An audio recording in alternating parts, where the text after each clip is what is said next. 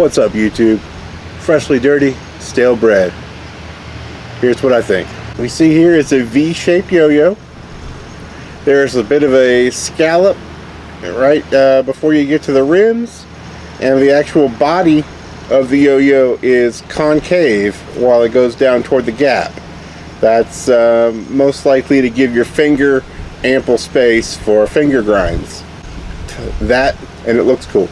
And just for comparison's sake, it has the same kind of scallop in the body that the One Drop Eclipse has, that you can see right here. Another yo-yo with that same type of transition going into the gap would be the G2 Banshee 2018. So throwing it, I was surprised. It feels heavier than 65 grams. It feels like I would put it more like 67 grams or so. It's got some heft to it, which is just, it's plain interesting. I wasn't expecting a 65 gram yo-yo to play this solid. It's plenty stable. It's as stable as your technique is good. It fits kind of a middle ground. The only area where this yo-yo really excels is the fun factor. It's a lot of fun to throw. I have it in my case and I keep going to it, and every time I pick it up I think, you know, this yo-yo is a lot of fun to throw. I should throw it more often. The Freshly Dirty Stale Bread is the most underrated yo-yo in my collection, I think. So when Freshly Dirty was designing this yo-yo, they went for a feeling. They didn't really care about conforming to any type of shape. They just wanted a yo-yo that played a certain way and let the shape kind of be what it may. It's stable, it's sturdy without being cumbersome. It doesn't have a hair trigger like some V-shaped yo-yos do. It's in the cap, the hub there is a flat raised disc. So for finger spins, you'll need a soft finger, and you'll just need to ride around that hub with your soft finger technique. And I bought this because I was interested in seeing what kind of yo-yo could be designed just on a feeling, and I was not disappointed. So I got the stale bread. It's not really competition stable. It doesn't really have the power of a bimetal. It just occupies a sweet spot where it's a great yo-yo to take with you. It's a great yo-yo that's predictable, reliable. It won't let you down. If something out of the ordinary happens with the stale bread, it's more likely than not your technique. This is a well-designed yo-yo.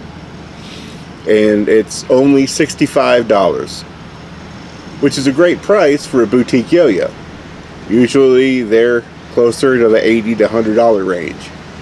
But this is every bit as good as your CLYWs, your G2s, your One Drops. It's a Freshly Dirty. And Freshly Dirty has been putting out some solid product.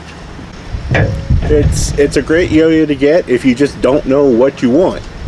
Really, it's one that won't disappoint. If you're looking for a yo-yo, it's going to bring home the goods every time. Try the Freshly Dirty Stale Bread. So, pros: it's got a great grind finish. It's got a great shape for finger grinds. It's very interesting V shape. If it was any more stretched out, it would be airplane flying by. This is a noisy review.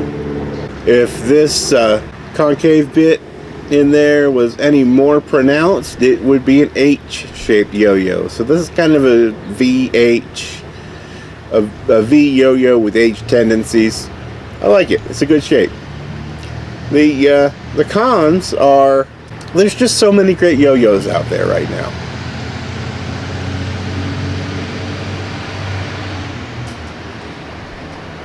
As far as cons go, there's so much traffic and noise in the background. how am I supposed to get this review done? This yo-yo, while I said it kind of occupies a sweet spot in the fun zone, it doesn't really excel in any other areas. It's not super duper stable. It's not super duper powerful. It's super duper fun. If you're looking for a good quality yo-yo, then you can't go wrong with the stale bread. That being said, in this day and age, you can't go wrong with any new yo-yo. So unfortunately, the stale bread does kind of get lost in my collection. There's just not enough bells and whistles to it for me to pick it up as frequently as I do, say, the Banshee. I wouldn't put it any higher than any of the other boutique yo-yos out there. And they nailed the sweet spot in the fun zone, that's hard to do. So kudos to Freshly Dirty for that. But also, I can't really say it's one to rush out and grab as soon as you can.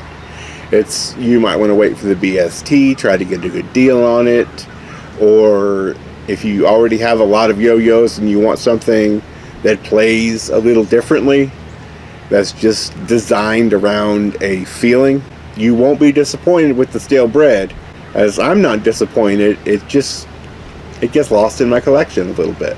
I can't really give this yo-yo a glowing review, but I don't think you'll be disappointed with it. It's as good as the other boutique yo-yos.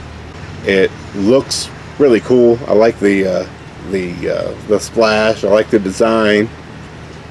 I like the chunky feel of it. It's not floaty by any stretch, and it's not cumbersome or weighty. It's just chunky. That's the best way to describe the play feel. To bottom line it for you, this would be a strong maybe. Those are my thoughts on the Freshly Dirty stale bread. I'm going to throw it around. Some of you might have noticed there's something different about my appearance. You were right. There is.